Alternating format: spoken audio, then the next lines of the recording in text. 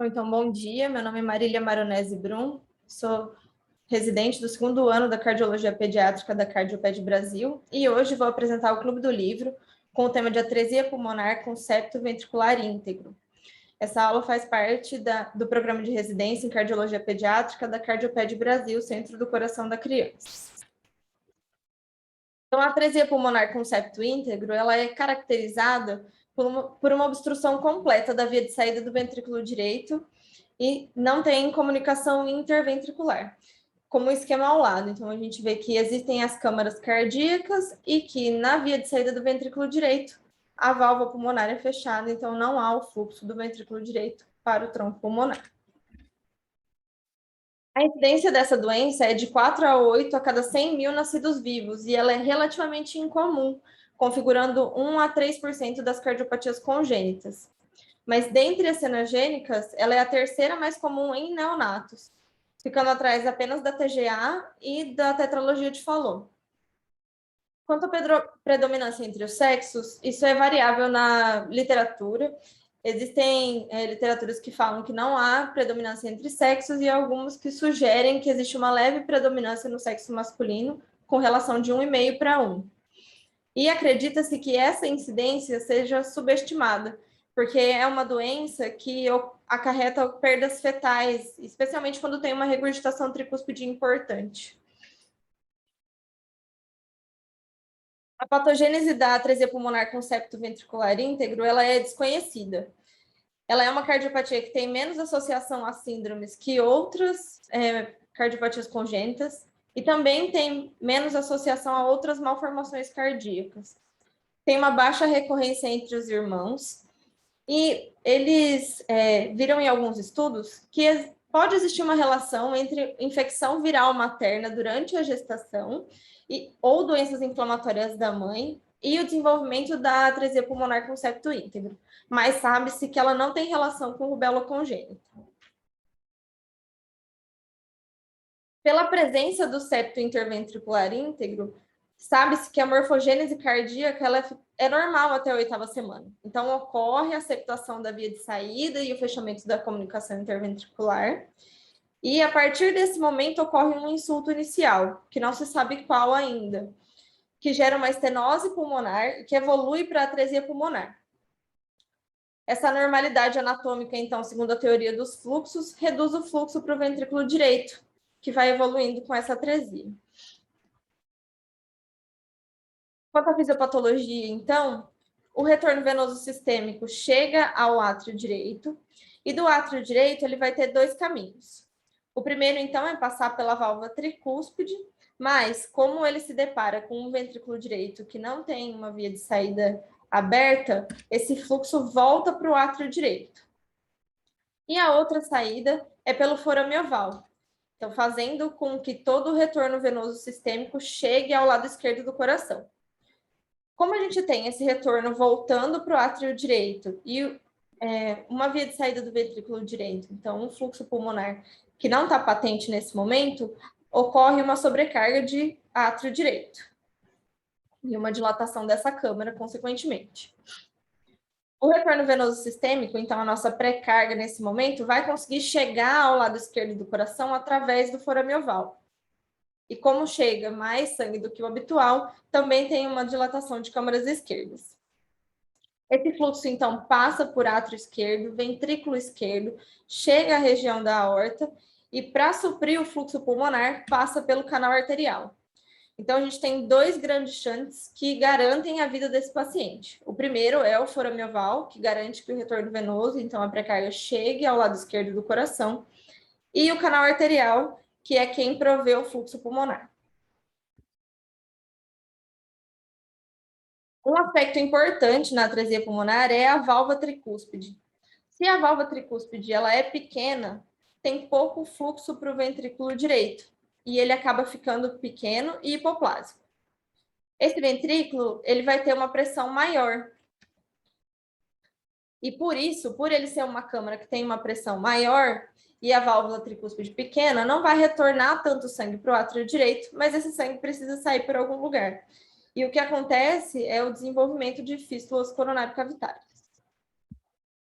Já quando a válvula tricúspide é insuficiente, a pressão da câmara não fica tão alta, porque esse sangue consegue voltar para o átrio direito. Então, a gente vai ter um ventrículo direito que é de tamanho normal a dilatado, e o sangue, então, pela insuficiência tricúspide, volta para o átrio direito.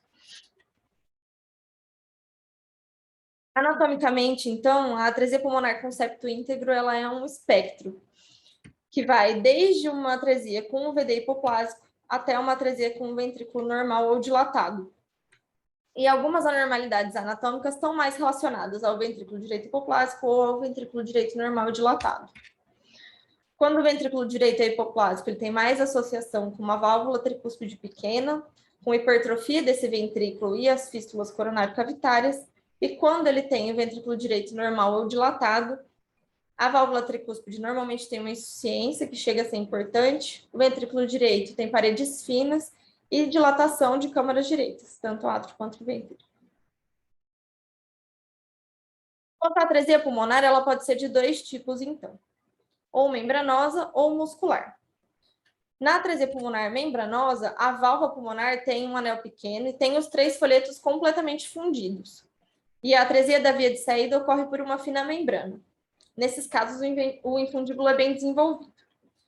Já na atresia pulmonar muscular, ocorre uma obliteração da via de saída do ventrículo por hipertrofia infundibular.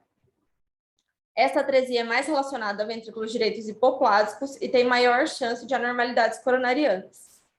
Das atresias, então, a mais comum é a membranosa, chegando a configurar 75% a 80% dos casos. Aqui nessa imagem, então, o que a gente vê é um ventrículo direito, então, com sua via de entrada, porção apical trabecular e a via de saída, e a válvula pulmonar imperfurada. Como a gente vê aqui, o infundíbulo é bem desenvolvido, tem pouca hipertrofia e as 3 cúspides são completamente fusionadas. Já nesse caso, o que a gente vê é um infundíbulo bem hipertrofiado. E nesse caso, a válvula pulmonar é em fundo cego. E a gente vê, então, correlacionando as atresias pulmonares e a conformação da válvula pulmonar com os ventrículos, é que quando essa atresia ocorre em fundo cego, ela está associada a infundíbulos hipertróficos, e quando a gente encontra uma válvula que é imperfurada ou em domos, em geral, esse infundíbulo está aberto. A válvula tricúspide, então, também entra no espectro de anormalidades anatômicas, que vai desde uma válvula estenótica até uma válvula dilatada, insuficiente, e algumas vezes com características ebstenoides. Tem correlação da válvula com o tamanho do ventrículo. Então, nessas duas primeiras imagens, o que a gente vê, então, são vias de entrada do ventrículo direito estenóticas, bem pequenas, e elas estão relacionadas com o ventrículo direito hipoplásico. Já do lado direito, a gente vê uma válvula tricúspide maior, dilatada, com folhetos displásicos. Essa válvula está relacionada a um ventrículo normal adilatado. Nesses casos, o prognóstico é pior. Quanto ao tamanho do ventrículo direito, então, a gente também está frente a um espectro. E nesse gráfico à direita, o que a gente vê, então, é a comparação do tamanho do ventrículo direito em pacientes normais, sem nenhuma cardiopatia, com os pacientes com atresia pulmonar. O que a gente percebe é que a grande maioria dos ventrículos são pequenos e que alguns são ventrículos dilatados. Então, é a grande minoria, são os outliers. Então, todo ventrículo, sendo ele hipoplásico ou dilatado, ele vai ser composto pelas 3 porções. A via de entrada, a porção trabecular apical e a via de saída. O que acontece é que conforme esse ventrículo direito que vai se tornar hipoplásico evolui, ele evolui com hipertrofia, que começa na porção trabecular e apical e segue para a via de saída. Então, a gente vê aqui novamente aquelas duas imagens, o ventrículo direito com as 3 partes pérvias, e aqui um ventrículo direito com a porção apical hipertrofiada e a porção infundibular também hipertrofiada, somente a via de entrada pérvia.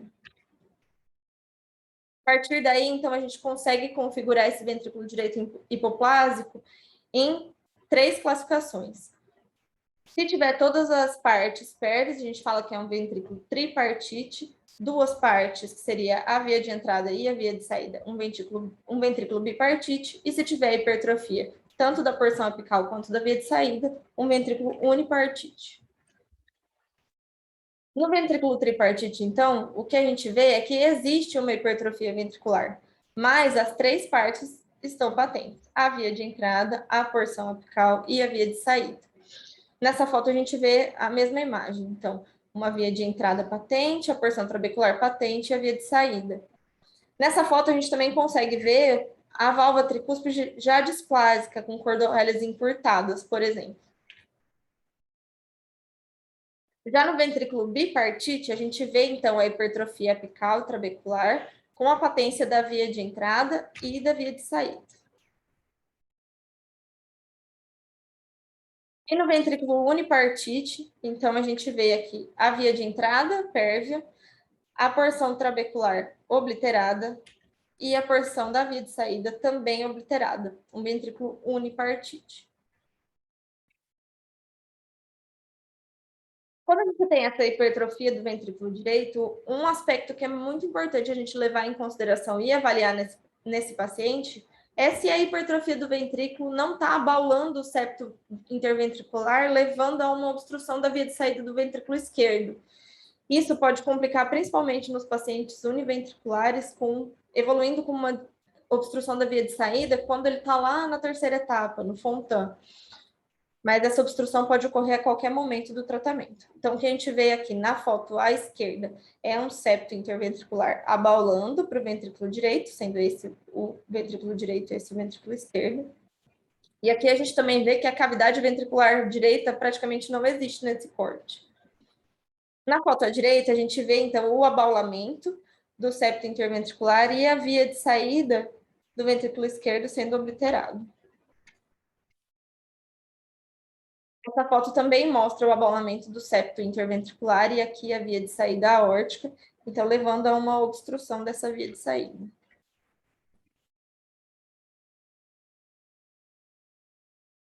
Nos pacientes que têm esse ventrículo direito hipoplásico com uma pressão intracavitária aumentada, a gente tem alterações no endocárdio. O que acontece, então, é que, por ter essa pressão aumentada, ele, além de não reabsorver os sinusoides que permanecem, que são leitos endoteliais entre o miocárdio, ele evolui com isquemia e fibrose. E também, assim, pode pode evoluir com fibroelastose da parede ventricular. Na histologia, o que a gente vê é um miocárdio esponjoso, então, com a permanência desses sinusoides, e às vezes é possível ver, inclusive, no ecocardiograma. Quando os sinusoides existem, não necessariamente eles estão conectados às artérias coronárias, mas eles podem evoluir com essa conexão, gerando, então, as fístulas coronárias. Então, o sangue chega no átrio direito, passa pela válvula tricúspide, chega ao ventrículo direito, e se não houvesse atresia pulmonar, passaria pela válvula pulmonar e, então, para os ramos pulmonares, tronco e ramos pulmonares. Como esse fluxo é inexistente nessa patologia, o sangue vai ter dois caminhos. Ou ele volta pela válvula tricúspide, ou ele passa pelos sinusoides e chega às coronárias através de uma fístula. E o que a gente vê nessa imagem, então, mostrando a macroscopia, são coronárias dilatadas, que são supridas, podem ser supridas tanto por fluxo aórtico, quanto por fluxo da cavidade direita. Nessa imagem à esquerda, o que a gente vê, então, é um sinusoide que evoluiu se comunicando com a coronária, e na foto à direita, a gente vê uma dilatação coronária importante, devido à fístula coronária. Diante desse fluxo coronariano que pode vir do ventrículo direito, existe a circulação coronariana dependente do ventrículo. Ela acontece quando o fluxo coronariano da aorta para a coronária é insuficiente ou inexistente, e a perfusão coronariana vai depender da cavidade ventricular. Então, são consideradas circulações coronarianas dependentes do ventrículo direito quando não há comunicação entre a aorta e as artérias coronárias, quando tem uma interrupção ou estenose dessas artérias coronárias, uma estenose mais importante, e quando tem roubo de fluxo da fístula coronário cavitária.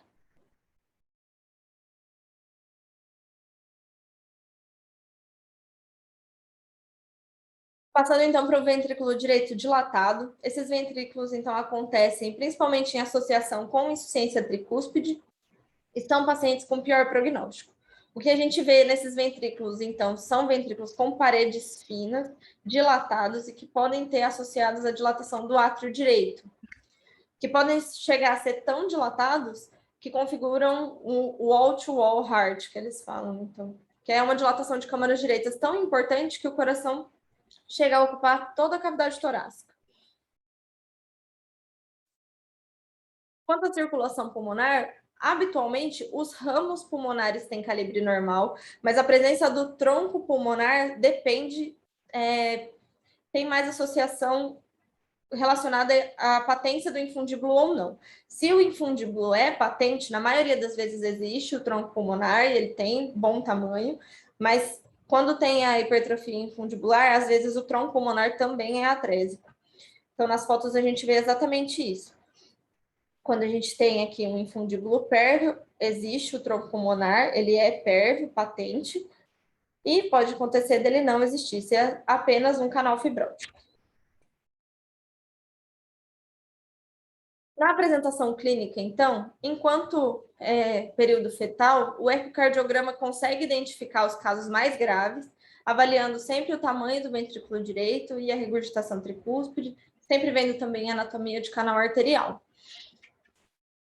Após o nascimento, então, o shunt direita e esquerda pelo forame oval pérvio gera cianose nesse paciente. E se o forame oval for restritivo, é um paciente que vai ter, então, uma congestão sistêmica e a gente pode perceber isso pela hepatomegalia. Na ausculta vai ser um paciente que tem uma B2 única, porque não tem o componente pulmonar. Pode ser auscultado um sopro sistólico regurgitativo pela insuficiência tricúspide. Algumas vezes é auscultado o sopro contínuo da persistência do canal arterial, mas nem sempre. E o precórdio normalmente não é hiperdinâmico. Radiografia de tórax, bem como a patologia, também tem seus espectros. Pode vir desde uma área cardíaca normal até um coração que ocupa todo o tórax, como a gente tinha falado anteriormente. Então, a gente vê, por exemplo, no primeiro raio-x da letra A, ele é um ventrículo unipartite, que tem atresia pulmonar importante. E a gente vê aqui na figura B um ventrículo bipartite. E quando a gente começa a ver os sinais de dilatação de átrio direito, principalmente, a gente percebe, então, pelo raio-x, uma atresia pulmonar com dilatação de átrio direito e insuficiência tricúspide. É um raio-x muito variável, não tem um raio-x característico dessa doença. O eletrocardiograma também entra nos exames variáveis. Vai desde um predomínio de forças esquerdas até sobrecarga direita importante, e ele não deve ser usado para correlação com o tamanho do ventrículo. Eu trouxe dois exemplos, então. Esse primeiro exemplo, a gente vê um paciente que tem um eixo cardíaco normal em mais 60, com D1 com QRS positivo, AVF positivo, e um predomínio de forças esquerdas. Em V1, a gente só tem S, e em V6, predomínio de R, além de uma onda Q na parede inferior, D1, D2 e D3. D2, D3 e VF, perdão. Já nesse eletrocardiograma, é completamente diferente, é um paciente com a mesma patologia. Então, a gente vê um eixo que no período neonatal ainda está normal, mas que é um pouco mais desviado para a direita, então, mais característico do período neonatal, com D1 negativo, AVF positivo, o eixo mais ou menos em mais 120.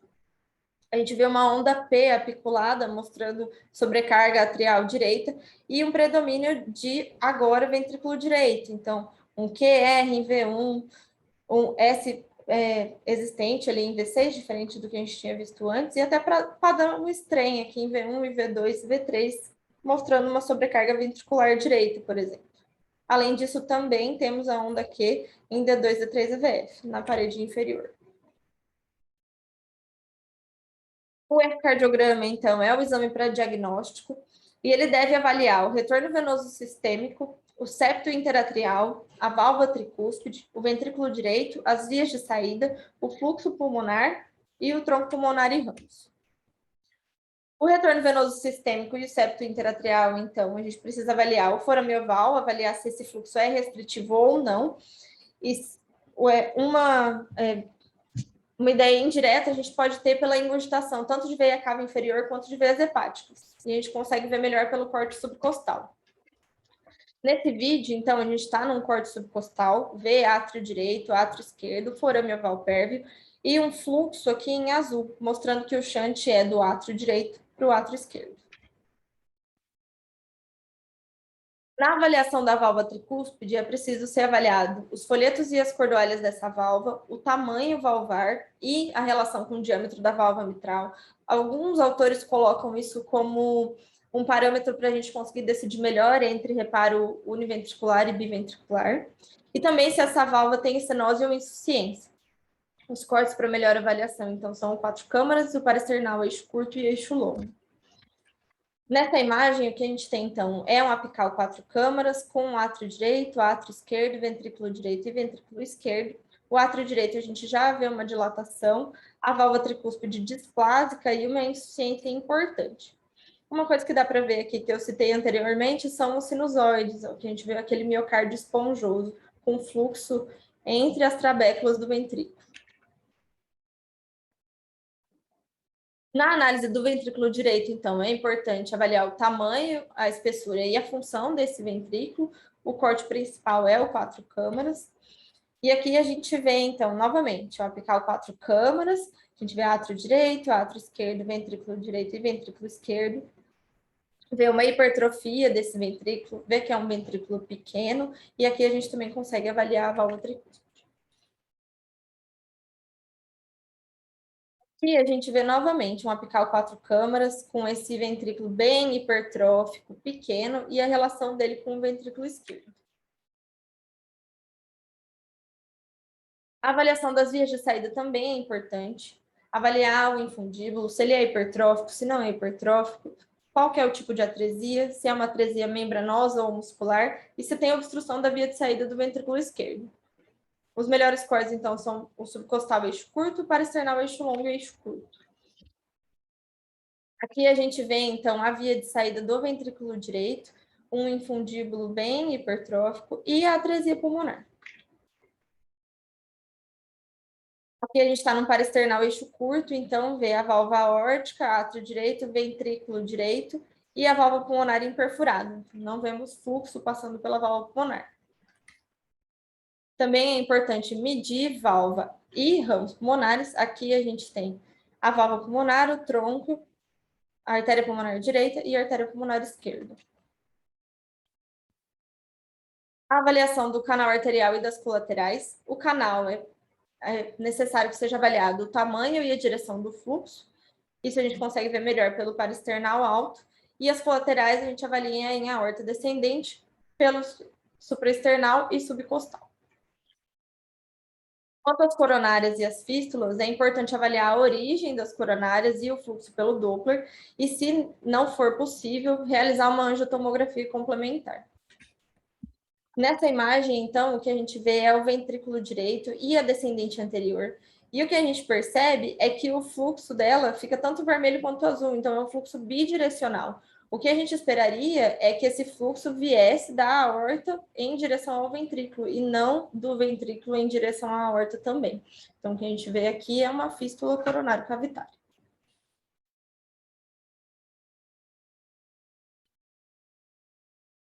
Quanto ao cateterismo cardíaco, então, ele pode ter duas funções, como intervenção e como método diagnóstico. No método diagnóstico, é possível realizar, então, uma ventriculografia que caracteriza bem o ventrículo. Então, quais são as partes desse ventrículo, pérvias, se tem via de entrada, porção trabecular, via de saída, ou se ele é menor do que isso. Avalia a estenose ou a atresia infundibular e consegue avaliar a regurgitação tricúspide também.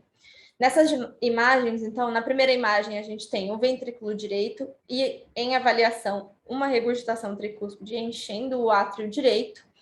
E na foto à direita a gente vê um ventrículo direito que tem um infundíbulo pérvio, tem a válvula pulmonar, mas a válvula pulmonar não tem conexão com o tronco pulmonar.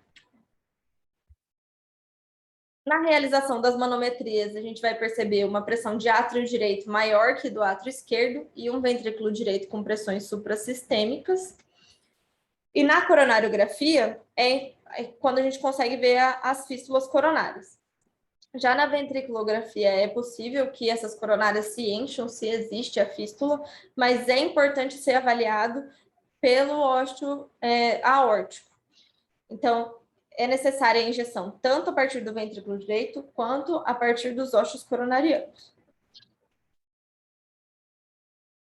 Podem ser identificadas, então, algumas anormalidades de coronárias, sendo as mais comuns, então, a atresia dos ósteos aórticos de ambas as coronárias, a atresia do ósteo aórtico da coronária esquerda, uma interrupção proximal ou oclusão de coronária esquerda ou de seus ramos principais, da descendente anterior ou da circunflexa, ou interrupção proximal ou oclusão da coronária direita com fístula coronário-cavitária, estenose importante dos mesmos ramos com fístula coronário-cavitária ou uma fístula coronário-cavitária gigante com o ventrículo direito. Quando a gente pensa no cateterismo como intervenção, então, a gente pensa em implante de stent em canal arterial para manter esse fluxo pulmonar, ou na atrioseptostomia por balão, quando é necessário abrir o foramioval, que se encontra restritivo, ou na perfuração valvar pulmonar por radiofrequência. A perfuração valvar pulmonar por radiofrequência, ela tem alguns passos, então. É realizado o cateterismo, primeiro uma ventriculografia, que identifica melhor as partes do ventrículo, a válvula pulmonar, e uma vez identificado, então é posicionado o catéter de radiofrequência e realizada a perfuração da válvula. Em seguida, é realizada uma valvoplastia por balão através desse orifício que foi perfurado pela radiofrequência, e em seguida uma ventriculografia após para garantir o fluxo pulmonar. São contraindicações relativas ao cateterismo cardíaco, a presença de um ventrículo direito muito hipoplásico, com Z-score entre -3 a -5, e um canal arterial com anatomia desfavorável para o implante de stent. Se o paciente é um pré-termo, principalmente extremo, ou pacientes menores que 2 quilos, ou se eles têm alguma outra comorbidade que inviabilizem o cateterismo.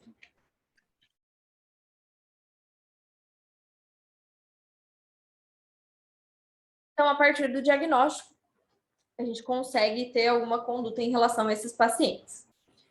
Quando o diagnóstico é fetal, então é importante a gente encaminhar essa gestante para um centro de referência terciário, para que o nascimento dessa criança seja feito num serviço que já possui cardiologia pediátrica, de preferência o serviço com cirurgia. E existe a possibilidade de intervenção fetal. A intervenção fetal, então, é uma valvoplastia pulmonar intraútero. Tem algumas evidências científicas surgindo ainda, mas a maioria da literatura que eu vi mostra que existem poucas o suficiente para a gente já indicar para todos, assim. As complicações intraútero ocorrem em 55% dos casos, ocorre perda fetal em 16% dos casos, mas que nos que são realizados e que evoluem com o aumento da cavidade ventricular direita, 87% desses pacientes evoluem para reparo biventricular. Então, após o nascimento, a gente precisa estabilizar esse paciente.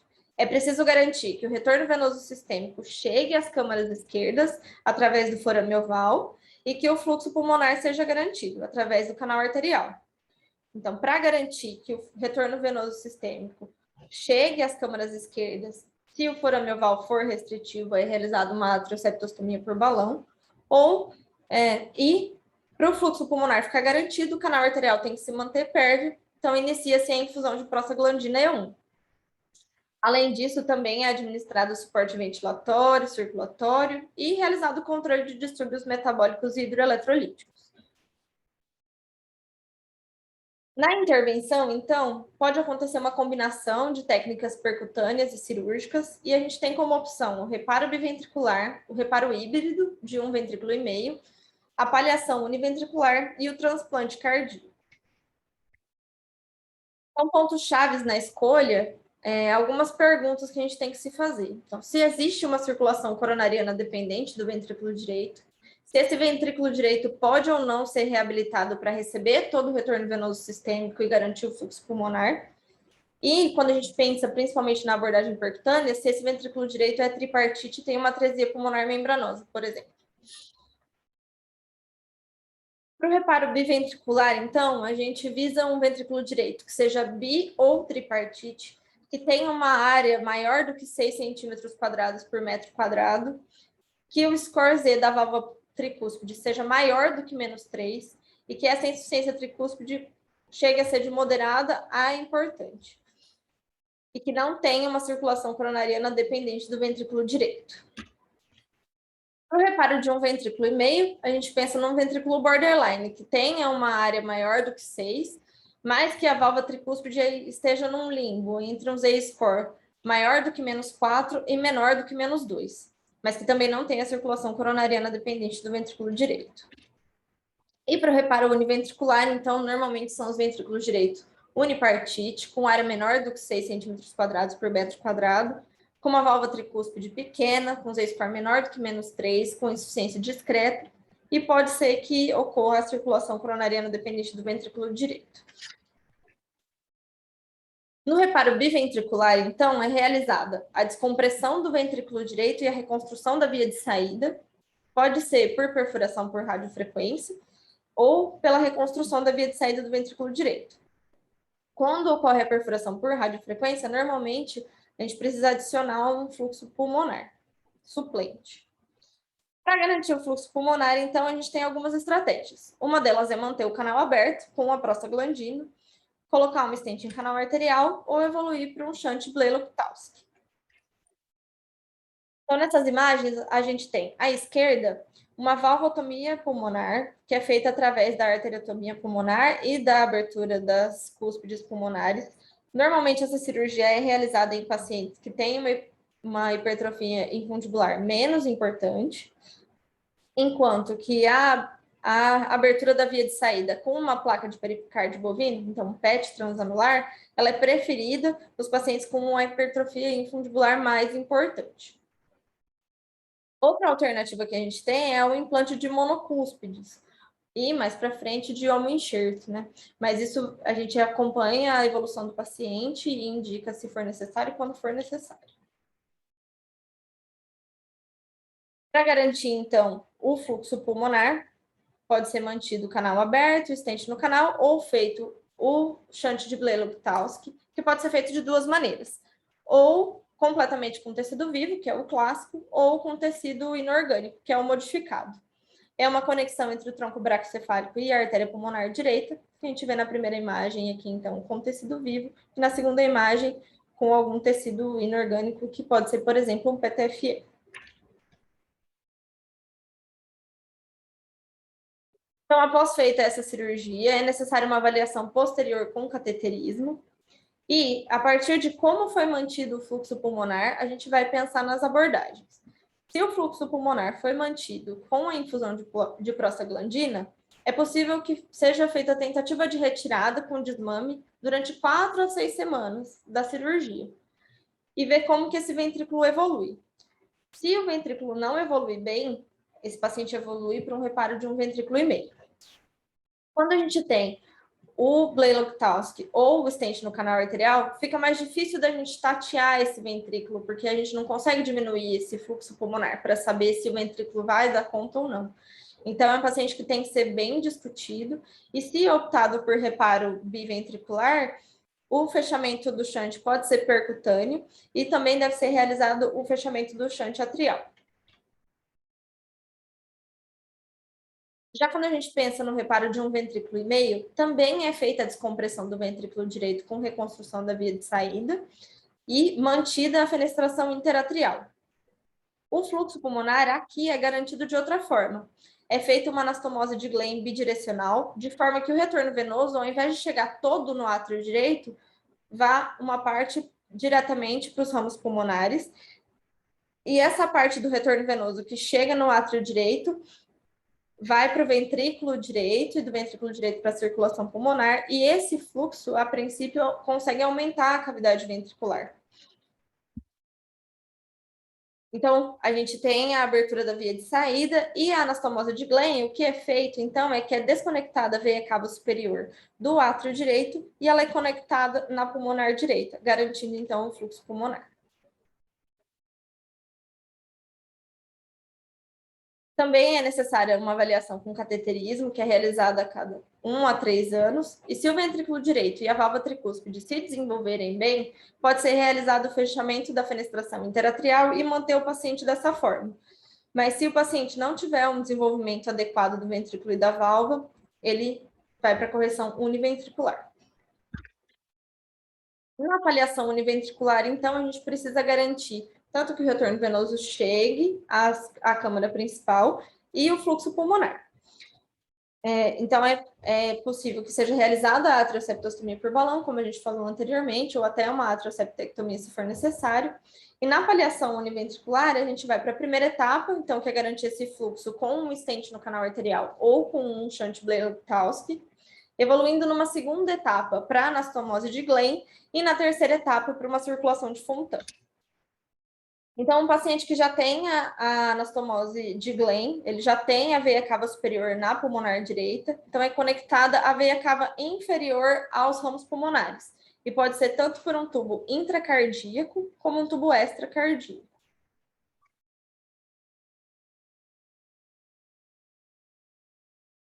Quando a gente tem uma circulação coronária que é dependente do ventrículo direito, a gente tem situações mais desafiadoras. Então, dependendo da anormalidade na coronária, a gente vai definir a estratégia cirúrgica. Se não tem fluxo entre a aorta e a coronária, sejam elas as duas coronárias ou a coronária esquerda, a gente tem que considerar para esse paciente o transplante cardíaco e balancear risco-benefício de colocar um stent no canal arterial. Tem um roubo importante pela fístula coronário-cavitária, um roubo de fluxo importante, considera-se, então, que seja fechada essa fístula e seja realizada a descompressão do ventrículo direito. Quando a gente tem fístulas coronário-cavitárias, mas não tem estenose nem interrupção das coronárias, pensando no fluxo, então, a aorta coronária, a descompressão do ventrículo direito pode ser realizada, e se tiver estenose discreta, ela também pode ser realizada.